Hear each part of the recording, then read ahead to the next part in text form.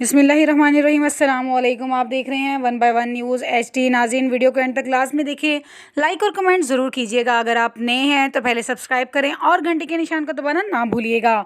तो खबर शामिल करते हैं सरगोदा से, जहां थाना कैंट की हदूद शुमाली सरगोदा 1.5 साल कबल मोहम्मद रफ़ीक को बड़ी बेदर्दी के साथ कत्ल कर दिया गया था। कातिल फरार होने में कामयाब हो गया था। DPO जुल्फ़कार अहमद के हुक्म से DSP city circle Malak Mohammad Usman की सरबराही में SHO कैंट चौधरी अब्दुल मजीद जट और SI राना मोहम्मद मुख्तार ने जद्दोजहद और मेहनत करके 1.5 साल कबल अंधा कत्ल मुलजिम हसन फ़ारूक वल्द फ़ारूक सकना 88 शुमाली सरगोदा को गिरफ्तार कर लिया। इस आला कारकर्दगी पर अवामी समाजी हलकों ने खराज तहसीन पेश किया।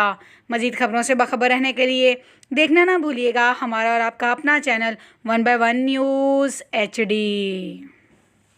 ताज़ा तरीन अपलोड्स की नोटिफिकेशन हासिल करने के लिए हमारे चैनल को सब्सक्राइब करें और साथ में दिए गए घंटी के निशान को दबाना ना भूलें।